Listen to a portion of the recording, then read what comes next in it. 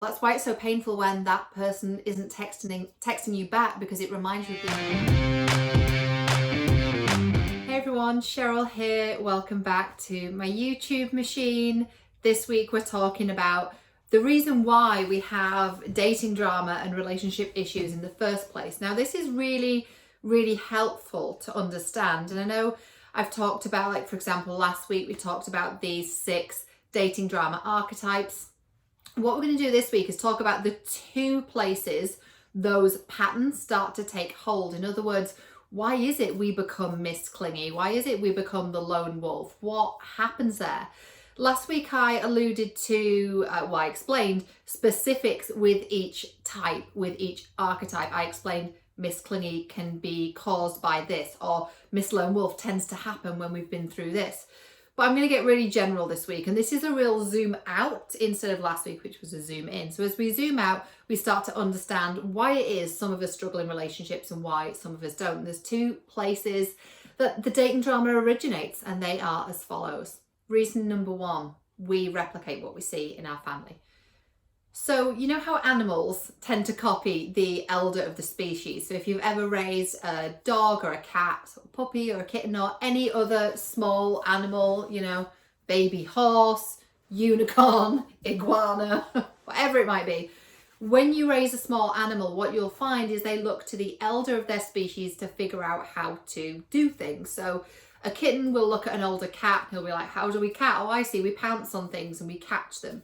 A puppy will look at an older dog and will watch how the dog interacts with things, watch how the dog sniffs around, watch how the dog wags its tail when it's happy. And yes, of course, some of this is instinctual, of course it is, but you will see them do this. You will see them look to the elder of their species to figure out how to cat, how to dog. We do the same thing. We look at the elder of our species to understand how to human, how to adult. We look around and we try and figure it all out. So of course, the people that are around us when we're very young, and we're talking age 6 and below, but specifically when we're learning how to do basic shit, it is between 6 months and 18 months to 2 years. It's really, really young. So young, we barely even remember it.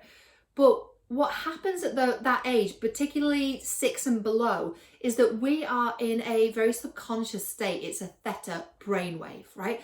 And what that is, it means we take on information without questioning it. It's the same reason that we believe in, you know, the Tooth Fairy and Father Christmas and all these things. We're just told information and we accept it. So when we are looking around ourselves in our environment to the elder of our species, that could be our parents, our caregivers, our grandparents, our extended family, and we're very, very little, we are copying what they do. And you think, okay, I've seen that. I've seen my friend's kid say fuck when I accidentally said fuck in conversation with them. I've seen her 2-year-old say that, and then she looked at me like I'm the worst person in the world because her 2-year-old now has started to copy what I'm saying. So we've seen that and we go, okay, yeah, but that's kids. Here's where it gets really interesting though. We continue this as adults, but we don't realize it. So for example, let's say we're looking to the people around us to figure out, when we're children, to figure out how we relate to one another. Now, of course, in our little, 18-month-old, 2-year-old brain, we're not going, how do relationships work? Let me figure this out. We are thinking, how do I survive? And therefore, how do I relate to people? Again, in a very primal 2-year-old way. So we look to the people around us. If they have a dysfunctional relationship, if they're screaming at each other, we accept that. We don't have a filter, remember, we're accepting everything that we see. So we see them screaming at each other and we go, oh, relationships are chaotic and painful. Oh, I see. We scream at each other in relationships, right? That's a very basic example. And I say that because a lot of our parents, caregivers, extended family would more than likely argue if they didn't have very stellar conflict resolution, or indeed any conflict resolution skills, and or if they were in their trauma, in their pain, then they're acting that out. We're seeing it and we replicate it in our adult life. This is the definition of generational patterns. We pass it on to our kids until we look at this and we make a different decision. So that is the first place that dating drama and these funky relationship patterns originate. We learn and we copy. We replicate what we see in our family home. So the second place this comes from is the following, and it's actually a formula. It's experience plus believe plus act. what does that mean? We experience something that is painful. It creates a belief about ourselves, and then we act from the place of that belief. I'll give you an example. We experience something that is really painful. Let's say it's within the context of a relationship. Let's say we are in our early teens and we asked someone out that we really liked, and it was in front of everyone at school, and that person said no and everyone laughed at us, right? Now that is really significant for a number of reasons. Memory, first of all. We don't record every memory that we ever make. I mean, there's just not enough space in our brain box. So we are very efficient with this. Our brain files by emotion. So in other words, you could ask yourself, well, why is it, out of all the memories I could have possibly recorded, why is it I remember that one thing that was really, really painful? It's because our brain senses a strong emotion, and that flags our brain, which then goes, oh, this is important, we must remember it. When we experience something that has a really strong emotion attached to it, we lock in the memory and we remember it. That's great if it's a good experience. That's great if it's, oh, I went on this, family holiday when we were kids. We went to France and we stayed at this campsite and there was this amazing water slide. This is a memory of mine that I remember really vividly. And I had such a good time and it was really fun. And I met this girl and we were like pen pals for years. And now we're like still friends on Facebook and I see what she's up to and it's really cool. But it started with this amazing family holiday and that was just like really, really cool. Now, the reason I remember all those details, when I'm reciting that, I can literally see the place in my mind. I can see the water slide. I can see the pool. I can see the caravan we stayed in. I can see all of that because it's anchored to a strong emotion. That's great when it's positive. When it's something that's really painful, we keep these memories. So we experience it. We then form a belief about ourselves. So in that example about being rejected in front of all those people, our belief then is, I'm unworthy. Nobody wants me. And if I do make a move in love, I'm going to be humiliated. Therefore, it's not safe for me to make a move. It's not safe for me to be in a relationship with other people because relationships equal pain. We lock in that belief and then we act from that belief. So what kind of things would you do? How would you act? How would you carry yourself if you really believed at your core that you weren't worthy, that relationships were painful, that you were going to be humiliated if you took a step forward to receive the love that you want? How would that start to manifest in your daily life? And just have a think about that. What would that look like? You've more than likely met people who have this pattern. You've more than likely, for some of you, you might have played this out yourself, where you have that core belief. And so what this is about really is about understanding all those different pieces. And sometimes we can work backwards. It's often what I do in coaching. So for example, I look at how someone's behaving, so that's the act part. And I get curious and go, what is the belief underpinning that? And where did that belief originate? I know I often talk about what's the pattern, where did it come from, how can we heal it? And that is the formula.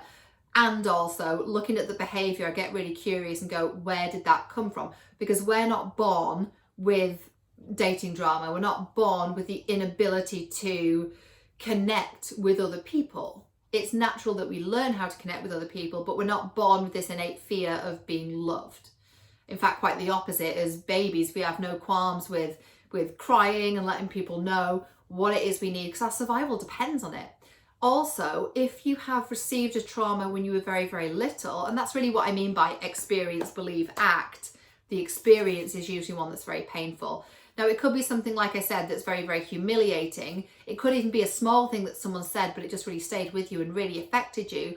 Or it could be as serious and as traumatic as abuse in all its forms. And if that happened at a very young age, then when we experience something that reminds us of that, we're re-experiencing the original trauma, right? So that's why it's so painful. That's why it's so painful when that person isn't texting you back, because it reminds you of being abandoned. So what you're feeling is not the pain of him or her not texting you back. What you're feeling is the pain of being abandoned as a 5-year-old, or being abused as a 7-year-old, or whatever it was for you. That's why it's so painful. And that's why it feels like the pain is so overwhelming that you're not going to survive it, because it is linked to our survival. We depend on others for survival. We depend on our relationship with them for our very survival until the age of, until we leave home pretty much. You know, we're not a very efficient species. Like, a lot of creatures will, you know, will be born and then next thing they're flying and they're, you know, or they're wrestling a tiger or whatever, and they're very self-sufficient. We're a very inefficient species. We are, because we need to be nurtured for such a long time, and it's not until we're, what, 16 years old, and then we leave the family nest. It's a long time. It's a long fucking time. And in that time, we are very much dependent on our caregivers. So if there's trauma attached to that, it's a really deeply rooted trauma. It's theoretically, in psychological theory, it's the same level of trauma as when you are in a hostage situation, because hostages can't leave and they also are dependent on their captors for really basic things, right? It's similar when we're kids. We are, I'm not saying you're a hostage in your family home, but it's a similar trauma in that if you're trapped there and it's abusive or violent and you still need to stay there because your survival depends on it, because you're a child and you can't feed yourself, then when you experience something that reminds you of that, you go back to the original pain and you will feel like your survival depends on this person confirming whether they want to date you or not. That's why it's really, really deep, and that's why it's really useless and a waste of everyone's precious time to look up all of this dating strategy, like go to this place, say this perfect thing, wear this outfit, twist yourself into a pretzel, be perfect, and then they'll want you. That is such surface level stuff. And it's, if you've got these deep wounds and these deep traumas and these really painful memories, then none of that is going to work. It's like polishing a turd, right? It's just like putting glitter on top of a turd. You need to get rid of the turd. I've used this analogy before. Those of you who've been here a while will have heard this analogy before.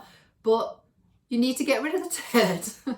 Clean up where the turd was, and also find out where the turd came from so that no more turds appear. This is the definition of doing the inner work. It's getting rid of the shit. So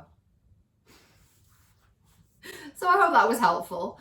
Those two reasons again, we either replicate what we see in our family home, or we experience something painful and traumatic that anchors a belief into ourselves, how we are in relationships, what our role is in relationships, and then we act from that place.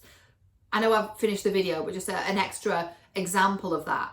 So if we were a caregiver for a family member, let's say I don't know, maybe our mum or our dad was like really sick, physically ill, or maybe they were mentally unwell, whatever the situation was. If we were their caregiver, so we took care of them, then we believe, and we might not even know that we believe this, but we believe that our value in relationships is to give, to take care of, to be the caretaker. This is when people become really codependent. They become codependent because they think it's their job to take care of other people.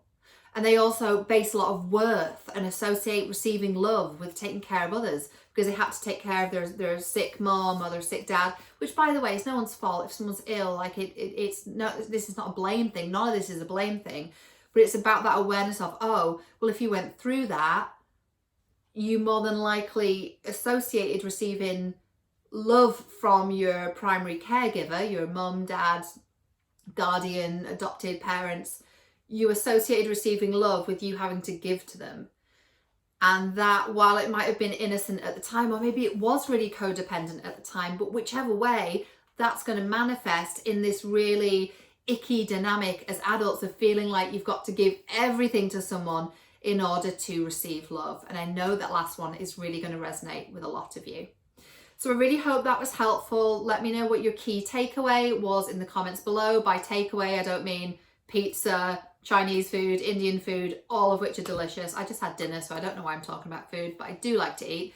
Nevertheless, put your key takeaway in the comments below. Let me know what you learned from this video. That really helps me stay, encouraged about making more videos, but also it really helps me to understand what it is you're learning from them, and then I can make more videos that are really going to help you on this journey.